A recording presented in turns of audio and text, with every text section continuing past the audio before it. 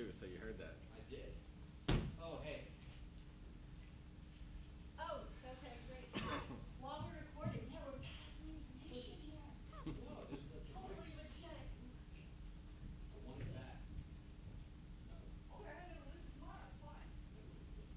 That'll tell you what you missed. I'm gonna put paw prints all over it. I'm Better. gonna eat chocolate when I do this. I don't care about the outside. I care about the inside. You can have these. No. Don't we need at least one of those? Okay. Yeah, we don't have oh, Brian is talking. Brian can talk to us. Yeah, Is the lake still standing or is it got hit pretty good. I heard. Our house is good, but a couple of the houses, well, none of the houses really got scarred, but there's a ton of trees down again all over the place. Telephone poles are snapped. All right, should we bring this meeting to order? Yeah, you should. Okay. Yeah, let's rein them all in. We're going to bring this meeting to order, okay? Parks and Open Space Committee meeting, agenda May 17th, 4 p.m. Anybody for the courtesy of the floor? No? Okay. While he's here, we do have Doug Hill, our Executive Director of CCAP, in the audience. And Well, if he would like to say anything, he could have the floor. Would you like the floor, Doug? Okay. He indoctrinated. We were here early. ah, Oh, listen. Okay, Mic on? it's totally on. Really? All right, let's get this discussion regarding the Gall Farm and Plainfield Township Master Site Development Plan. Bring it, Brian. All right. I'll go through it fairly quickly for you guys because I've been going over it for a while. But last night, I believe, at the Finance Committee, this was one of the contracts that came up. We had a selection consulting team, about 7 people, mostly, or all of them that were with us was Northampton County employees or Plainfield Township, and we selected JMT, Johnson, Merriam, and Thomas with environmental planning design and recreation park services. Out of the 5 consulting teams, there are about 16 consulting firms altogether. We all felt that this was the best, and they were actually the lowest bid, which kind of rarely happens when you get that there. We're going to be getting construction drawings and a master site development plan for the entire Gall Farm and the Plainfield Township Trail. So it'll be a 3-year process, and it's we got grants already involved here for $178,000, which was actually under the amount that we had a total commitment for.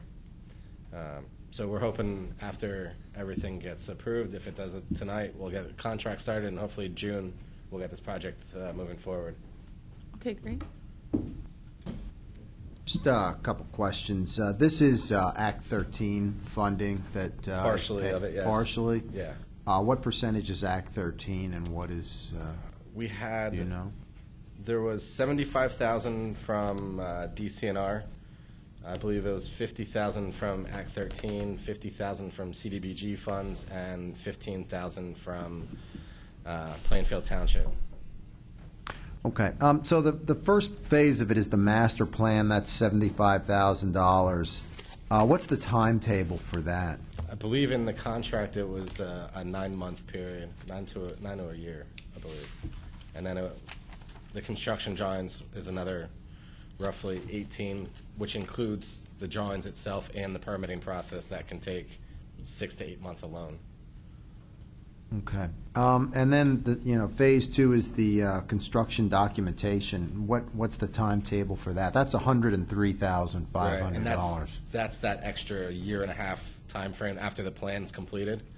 So they'll be doing the construction drawings. They'll also be submitting all permits to the state agencies that would need the permits for that, and that would probably be about 12 to 18 months.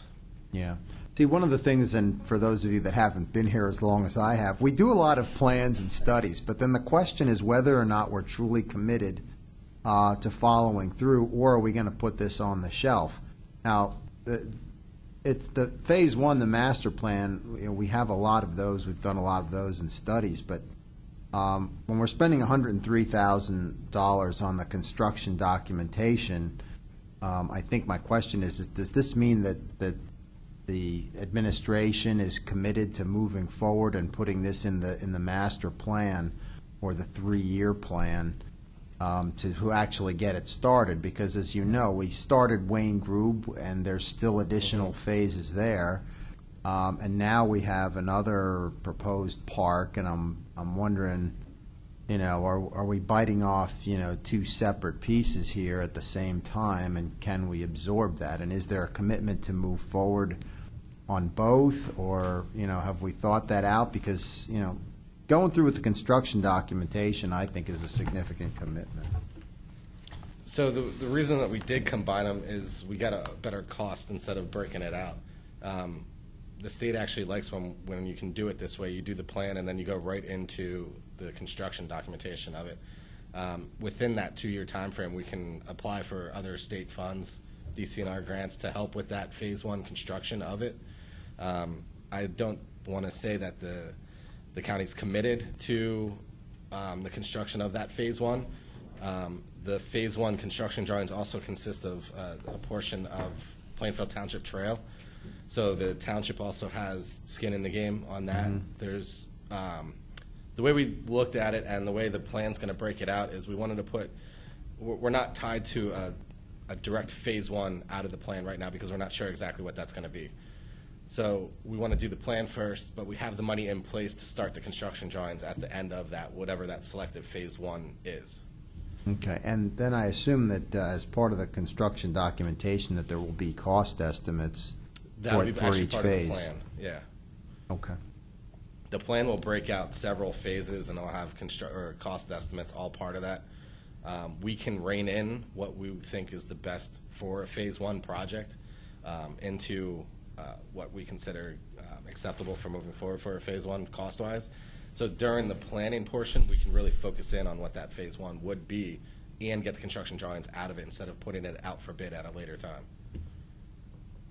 Okay, thank you. Sure. Any other questions? All right, we can move on to the discussion regarding the Two Rivers Trail Gap 9A project overview. Sure. So this one hit a little bit of a snag in the road with some of the funds that we got, which were federal funds. They actually have to be bid out by this August. So we refocused the scope of work for what we can actually bid out for construction, which is Henry Road, which is the southern portion of Jacobsburg State Park, to Filetown Road, which really ends up having 2 trailheads. Bushkill Township owns a piece of property that we're able to put a trailhead in on Filetown Road. It's still about a mile's length of road. And as I've been saying, this is kind of a unique project. It's a pilot project for PennDOT. Literally today I just reviewed the language that would allow a trail to go into a limited access highway, which this Route 33 corridor is.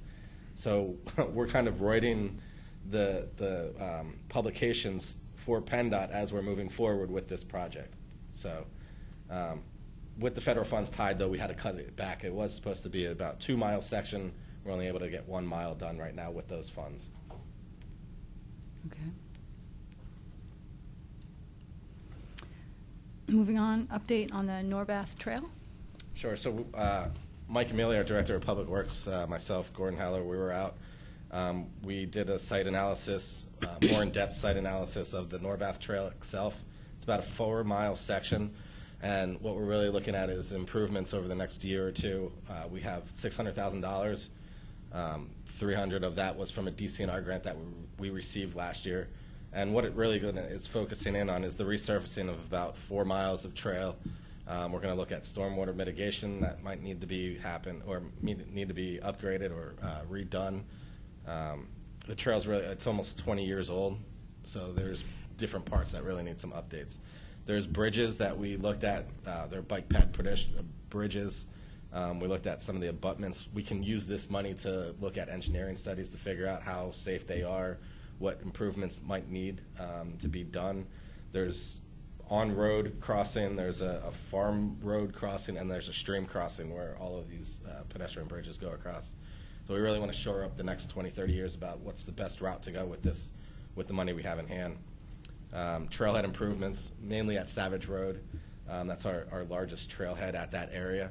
There is additional funds already in place to do safety improvements along the Norbath at all the additional trail crossings, so that'll be happening this year as well.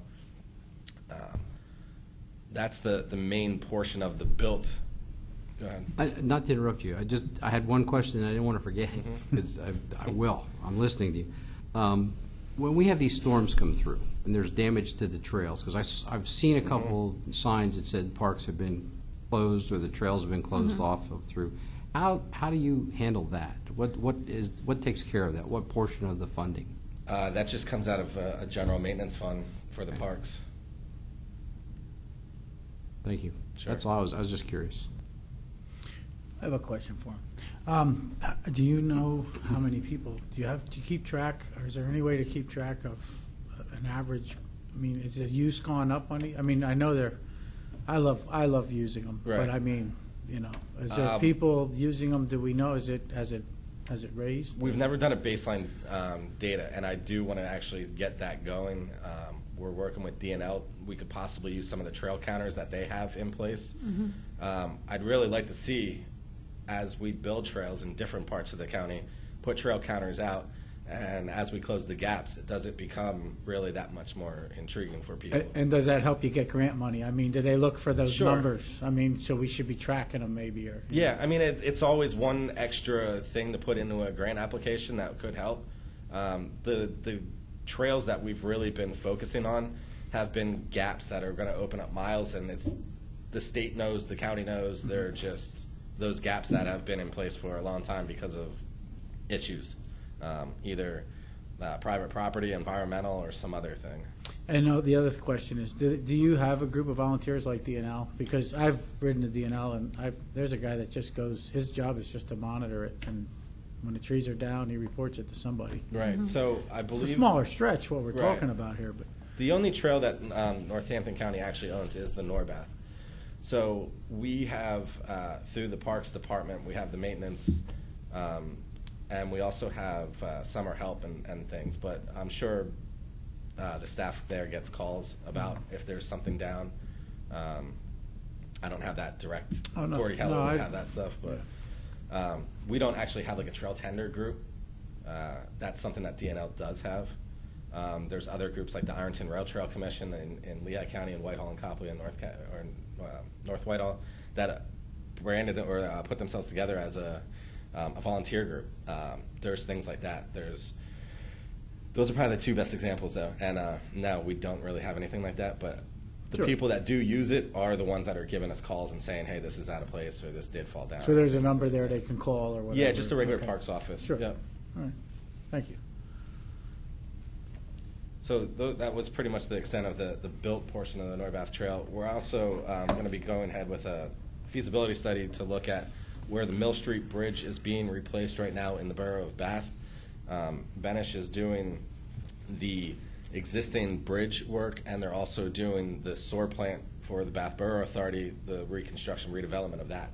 So we're actually going to be looking at a trailhead in there at that point in time right now to see if there's any type of utilities that need to be moved, where the trail or the trailhead would be placed. Just kind of making that one step closer for when the easements finally get finalized with Keystone Cement, and we can do the engineering from Jacksonville Road out to Mill Street and get that last portion of the Norbath Trail completed.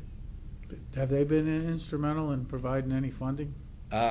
Not funding, but in the easement that we do have that's in process of being literally finalized right now, signed and finalized, there's language in there that they're supposed to give us donations of or stone for the trail base. They got it right across the street. Yeah, exactly. Okay. So they're not actual cash funding, but they're giving in-kind Great. donations. Okay, thanks. Matt, on the trailhead feasibility study, do we have a bid process for that, or how are we going to award that? The project itself was $11,000, and we took it out of the $100,000 resolution that was secured last year for trail improvements. So we just used that to move forward with the project. Any other questions? No, okay. Moving on, update on the Northern Tier Trail.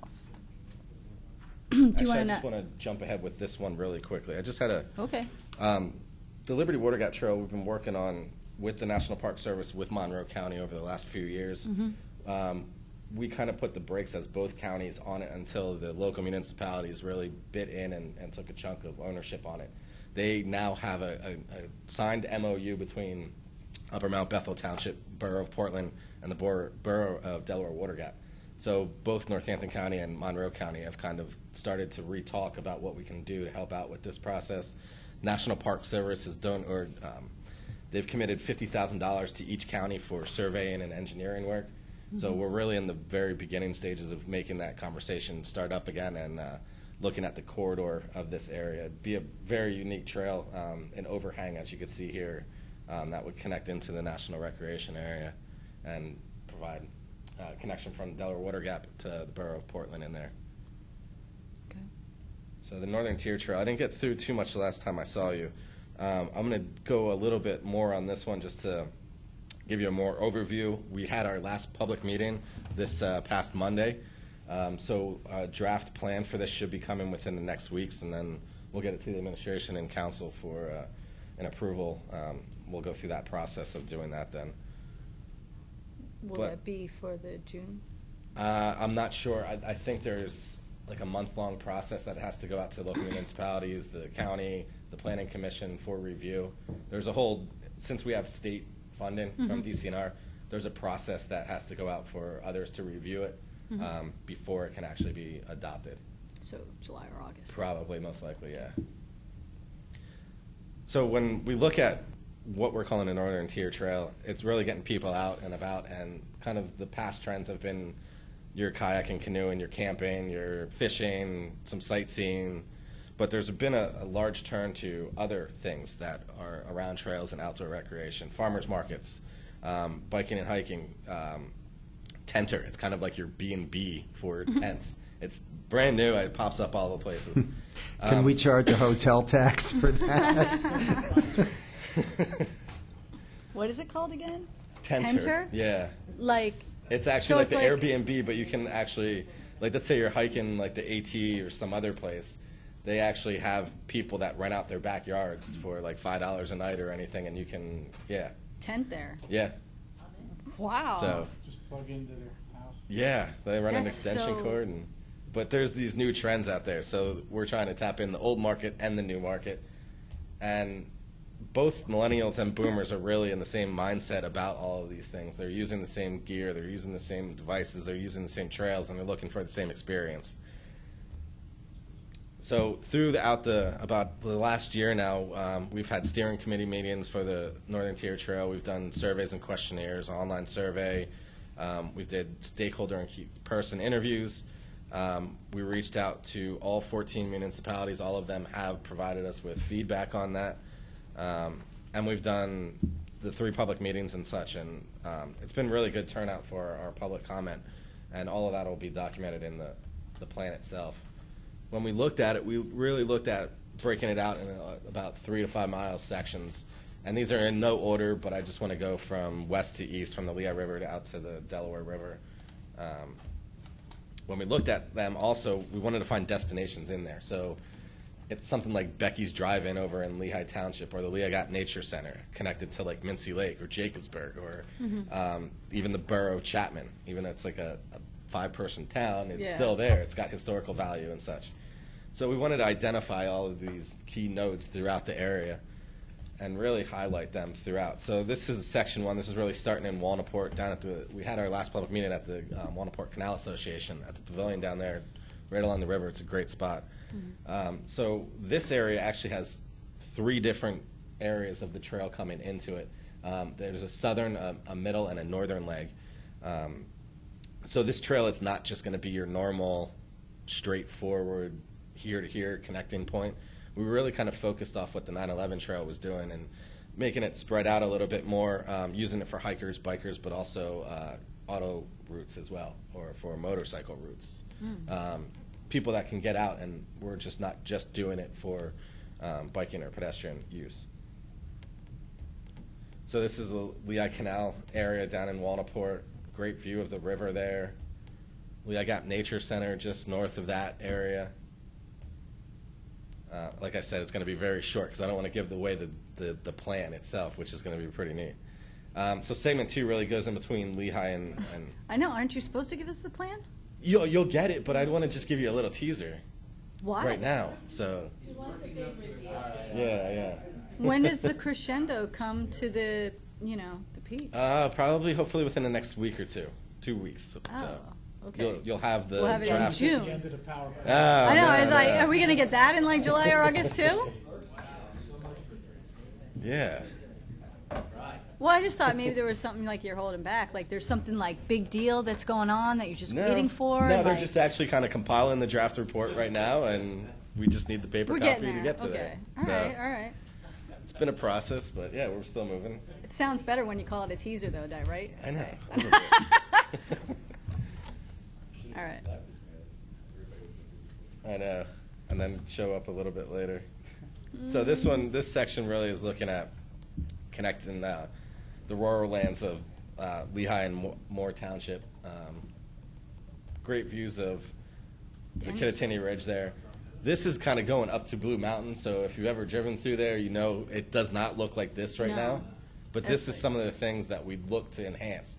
And it's not that much. It's signage, it's new crosswalks that are actually painted. Yeah, I remember But you it paints the talking about that. picture of this could be a destination coming either off of Blue Mountain, coming back into the county, or going up and making a stopping point for people. This is a rendering for an off-road that would parallel a country road or something like that through these more rural areas.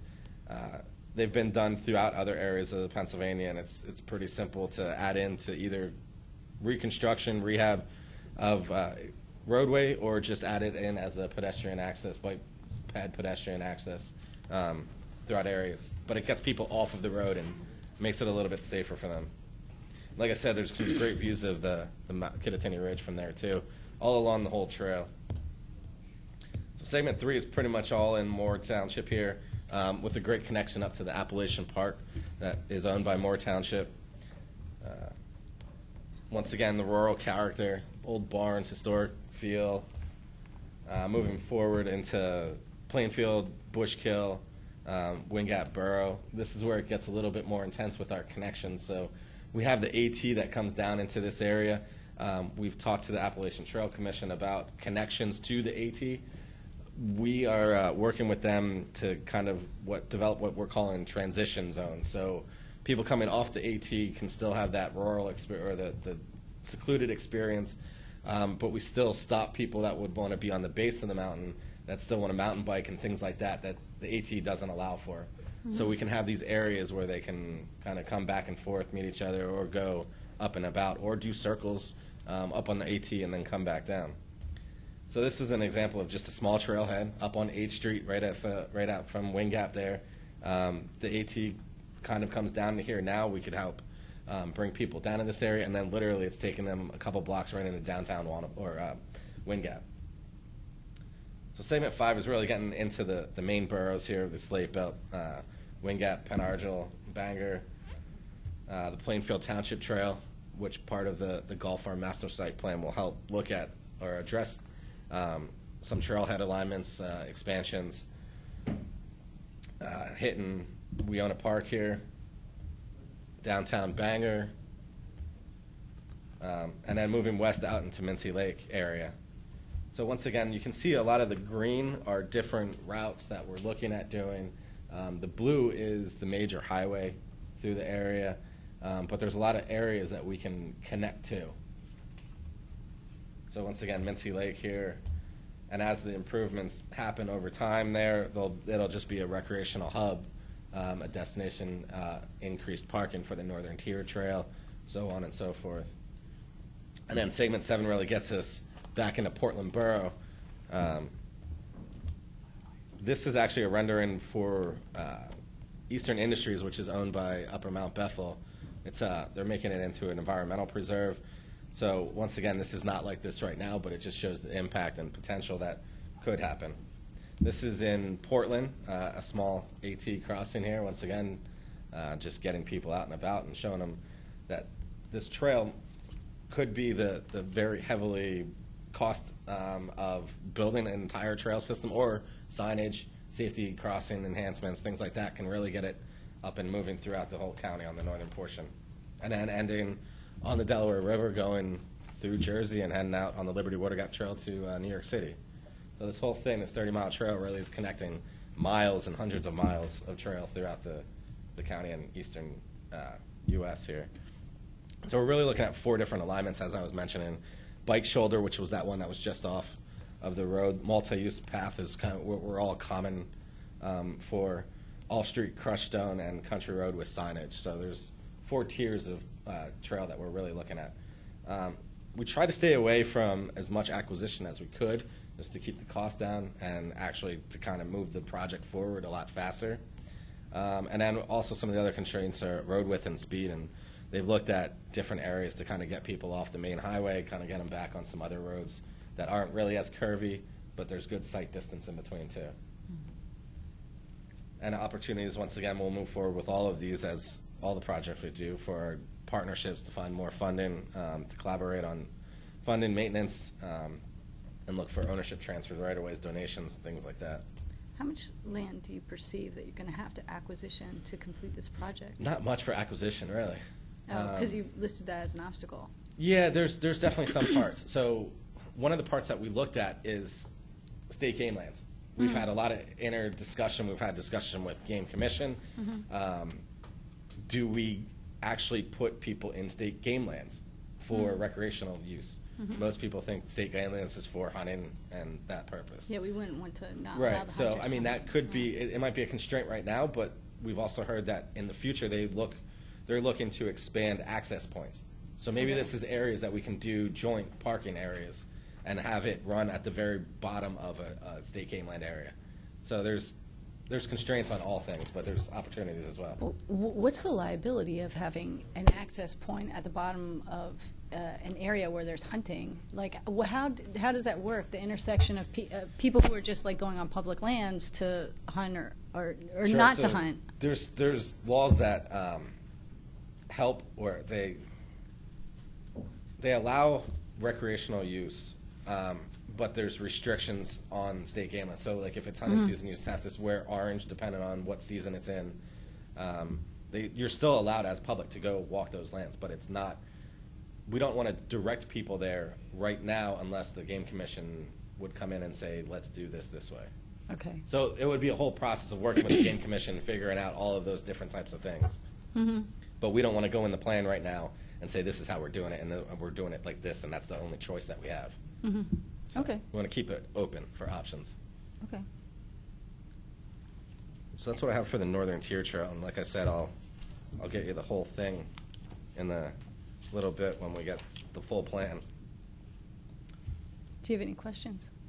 Yeah, just, I guess the question that I've had, or what people have asked me, is will I be able to get on a bicycle and ride from Walnut Port to Portland or Portland to Walnut Port with little or no, driving in with traffic safely? The end result is that the goal? That's the hopeful goal. Yeah. As I showed, like some of the, I mean, it might be some on road, but there's the opportunity to do something like this. So we'd have to really go back and look at PennDOT right of way. I mean, these trails we're looking at 10 to 15 feet. So if PennDOT right of way really extends off that cart path another 20 feet, now we have an opportunity to put a trail in there. So there's those types of things that we'll have to go back and really focus in on when we actually do the engineering of segments of trails. But the end goal is to have easy access between the Lehigh River and Delaware River. Did you have anything to add, Bob? No, there was a discussion about overhead walkways and driveways. Have you heard about that? Because people have suggested instead of doing along the road, they go over the highway. I imagine that's Sure. We're actually looking at something like that in the Walnut Port area. The 873 bridge, the AT comes across there. They actually have to cross 873, and I think is it 248 that's up in that area. And then down below it, the Walnut Port Canal goes from downtown Walnut Port pretty much up to that 873 bridge. There's an opportunity that we are looking at to get an overhead crossing at where the trail or where the trains cross. That would get us up closer to the 873 bridge, and now we have trail on both sides once again of the river, making loops. We're really staying away from any type of railroad at grade crossing or anything that really deals with railroads at this point. But the majority of the other portions, they're flat country roads. I don't think there's any need for any other overhang or thing like that in these areas. Yeah. More urban areas, they definitely do that. Schuylkill Banks down in the city of Philadelphia, they've done that. That gets it over the train tracks. I mean, it's been done, but for this area, I don't think it really needs too much to do. Yeah. Okay. Since you talked about, the northern tier, you know where Smith Gap Road is, and Yeah. there's state game lands off Yep. of that. Who owns ARC? I know it goes into the next count. What is it, Schuylkill or Monroe? That's Monroe. Monroe. Who owns? Is it the township that owns the Northampton County portion of that road? Do you know by any chance? Because it's been gravel forever. I was just wondering. I'm That's not runoff. sure. I thought maybe you knew, but I thought I'd ask as long as you were here. I'm I know not- there's a state game land entrance off of that, and My guess would it would either be the township or the state. I'm not sure if it's a state okay. road. I was just curious Yeah. because it's near Skunk Hollow Road. And thank you. Sure. Is there some history there? Oh, there's a long history there. We have a half an hour into the Human Services meeting. Should we? No, we're not going to get him started. I'm kidding. Sure. I have a legitimate question, if I may. Oh, now you, huh? Okay. The Discovery Valley. Mhm. Has there been a lot of interaction with what's going on at ISA with all those microbes? Definitely. Yeah, so Discovery Lehigh Valley, they've been working with us on a lot of different fronts with recreation and trails and things. Through the Scenic Wild Delaware River, they've been a lead partner. Them and really Pocono Mountain Visitors Bureau have been the lead partners on getting that initiative up and running, helping out with advertising and things like that.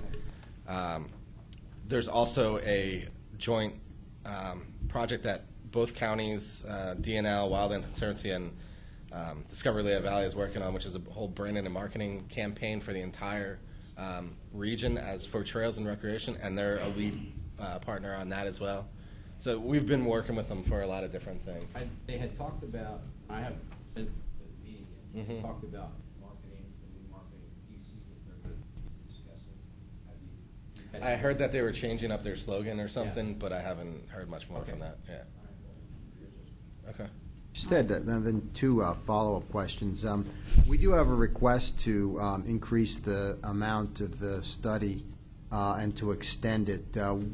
Why do you need more time and money to complete the? The project got stalled a little bit in the beginning, maybe like 2 or 3 months, due to some issues with getting GIS information and some other shape files and things that are needed from the very beginning. That kind of pushed the process back a little bit. From our GIS department? No, from Planning Commission. There was an agreement between the Planning Commission and our consultants that had to work itself out. They had to get a signed agreement together. Okay. Yeah. And then the second question is, when this study is done, you come to us and say, what? Give me money. Yeah. No, there will be recommendations. There'll be phases and all of that in it. So are you trying? Is what you're getting at? Are we going to have to see then more money come out for construction plans and then for more things, or when's the end result going to come? I guess when we get the final study Right. results, what will be the action plan Right. moving forward? What do you anticipate coming out of it? Because like I've said before, I enjoy these studies and they make for great PowerPoints and entertainment, but the question is ultimately whether or not there's the political will to spend the time and the money to move ahead with some of these projects. Sure. So, The way I mentioned when we were doing our public input, we reached out to all 14 municipalities, and all of them are on board. So we have that local will, I guess you could say, to make this go forward as much as we want to.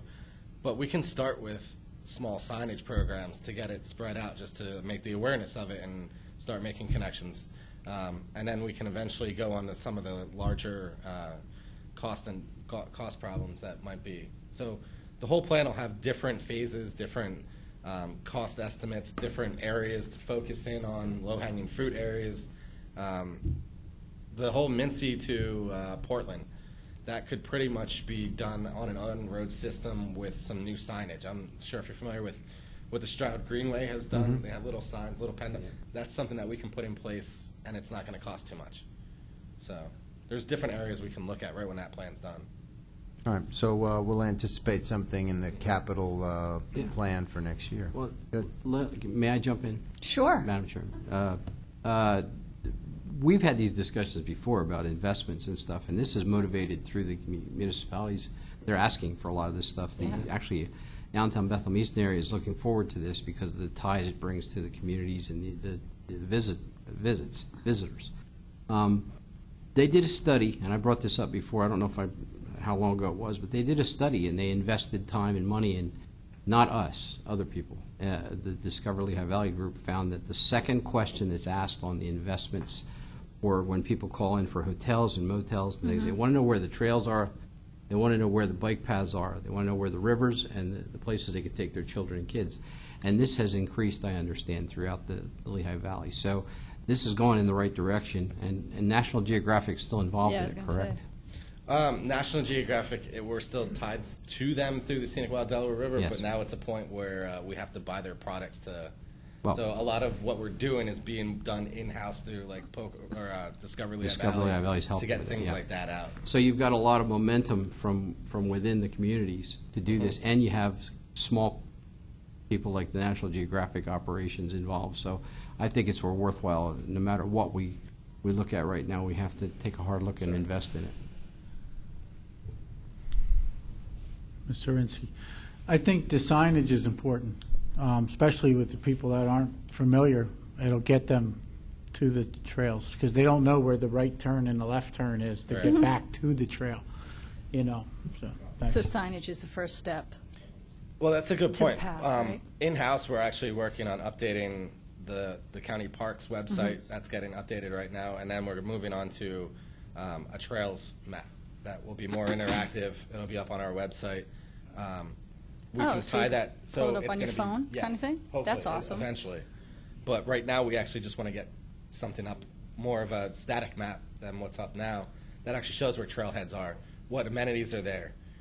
It's little things like that that would just help get that process going even more. Yeah, I have to say, when I attended the public meeting a little while back, that this was a really exciting venture that you're undertaking, and I think it's going to be the greatest thing for the community. They talked about the economic development that's going to happen and the small businesses that are going to flourish because of it, and that's something that we really need to deliver to, everybody above 22, in the Slate Belt. They deserve that kind of stuff too.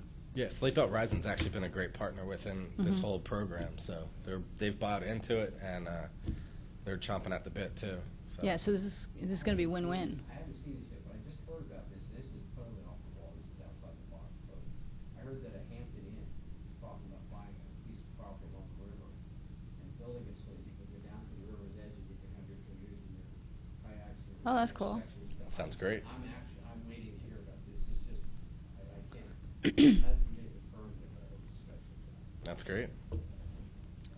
So we got some big players. Okay, great. Any other questions, comments, stories? I'm No. sure that the Northern Tier would love to have all of these things as long as we pay for it at the county level. Well, you got the And, municipalities buying Right, into we've- this too, we've so had- don't you worry. Yeah. You're- I've been around a while, and I know the Northern Tier, so we'll see. But it's a good idea. Listen, we have hope, and we're working it, okay? So, thank you, Brian. Do you have anything Sure. else for us? Yeah, just the last thing here on the agenda. Okay, so the announcement of upcoming Public ribbon events and- cutting ceremonies, right? Yeah, I'll get to that, but What's the next thing?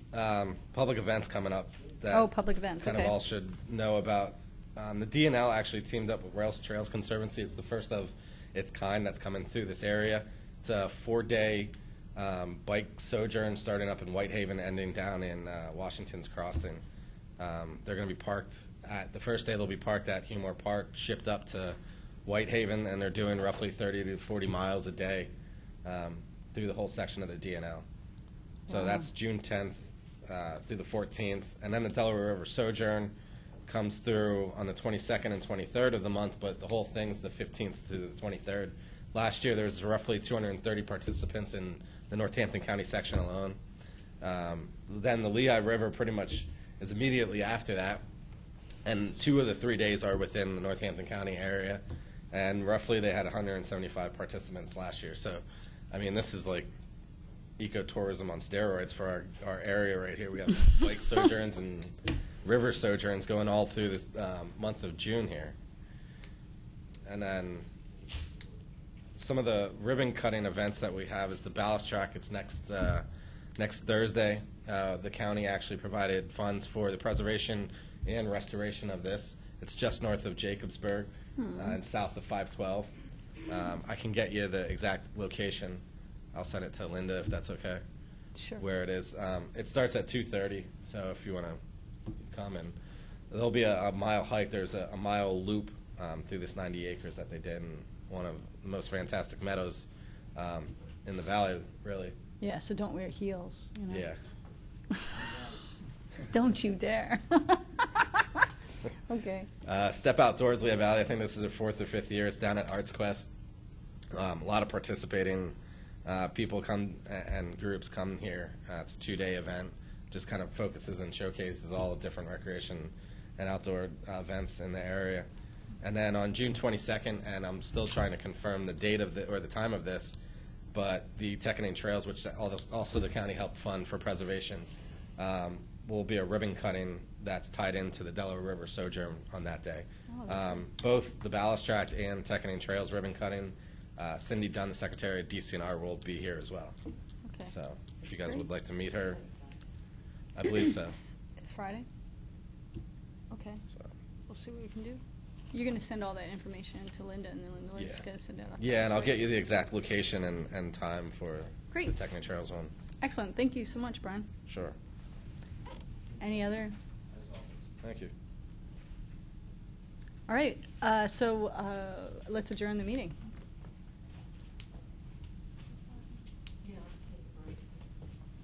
That's it.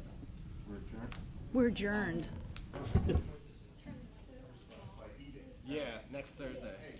The Teckening one's on Monday, I believe.